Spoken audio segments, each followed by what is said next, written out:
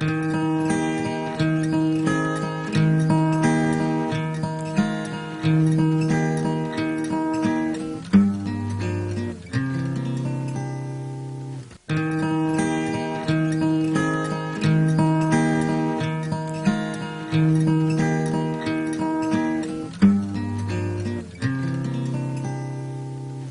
me just read you what St. Paul wrote to the Ephesians.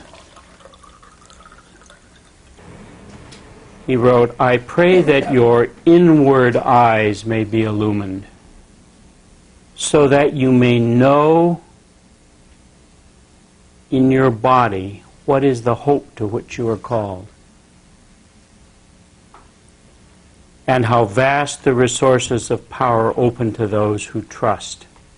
Like the knowing capacity of our bodies, the eyes of our bodies,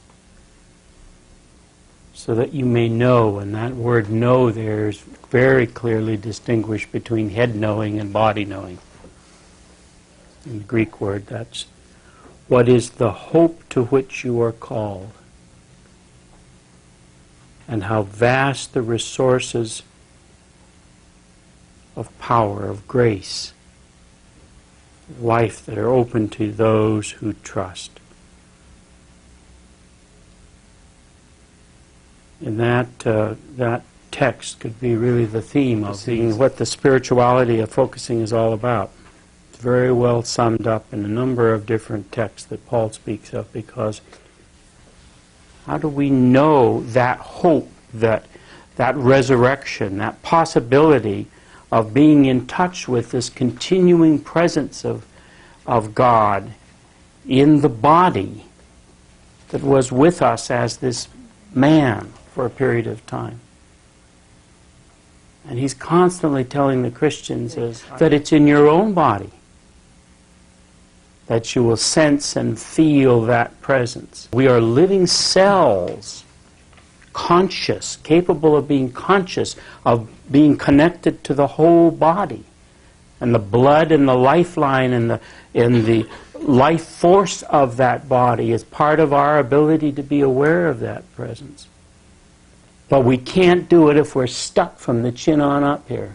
We're just a small portion, literally, of our capacity to know who we are and to know God. The knowing capacity of the things that really count in life. What is the meaning of life and death and birth? And this sense that we have of being part of some larger plan or some larger body or some larger presence or something more in life that we give names to, like God or like Buddha consciousness, or names that we don't know how to properly identify and that don't really even say it, but we feel it. And we all know that, but yet we don't appreciate what has really happened to us in the last, well, since the time of the Enlightenment, 1700s.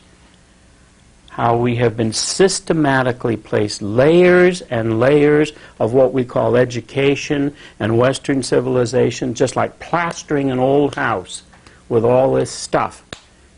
And how religion has fallen right into that whole trap over our basic human capacity to sense and feel and touch and taste and smell the reality of God. If the sound of your voice in the night is keeping you from listening to me, hear me whisper in the silence of your heart, this is what I'm calling you to be. May you be real, be free, be worthy of me, be yourself, because you are the person I love. So I think there's a simple kind of gesture that could sum up what we were saying. It's teaching you to go from doing this, pushing away, what's real, whatever is real inside you, to going like this. When you go like this, what happens is that it goes like this, and you connect. You connect. Your body connects with this larger body. Our consciousness isn't apart from that. We know we're part of some larger body, some larger organism, some larger process happening in that body, which we've named for, in all different traditions, in all different philosophies, for millennia. And one is that there is an energy in that body. And we connect with that energy, and suddenly we feel invigorated, or like something has happened, and we feel a life force. In Christianity, we call that grace. And we have all kinds of theologies developed about getting plugged in, as Paul would put it, so that we are open to the resources of power, to those who trust plugging in. And there's a second thing there, and it's the information.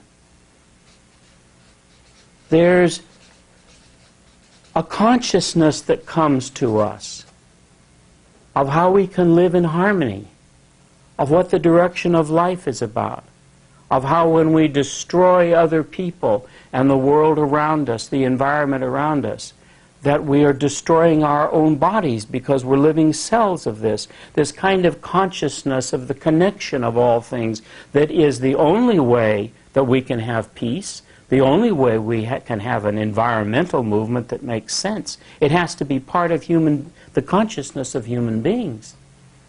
And in Christianity we call that revelation.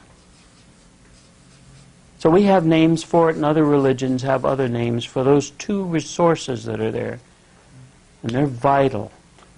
And the most important thing to realize is that we can't connect or have any kind of a sense for this larger body unless we have a connection and a sense for our own body. Our own body is the point of connection. How do you involve your own body in your believing, in your life of faith, in your life of spirit? You see, it's only by this connection, this covenant with your own body being firmly established, that you have the ground in your knowing for being connected to the life of spirit, to the body life of spirit, and to a larger body. So that when we use the word body, used to using it in the sense that it's really meant to be understood, when we use body, my body, with a small b, or people's bodies, it's really always this. In reality, it's that. No way that this exists apart from that, no way that that exists apart from you. But see, it's this pushing away, and it's finding a practical way for each one of you. You have to find your own way to go from this to this,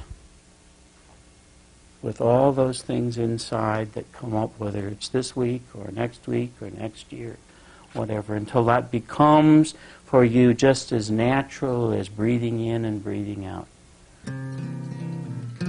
And if your life is a jumble of baggage that's weighing you down, can't you see?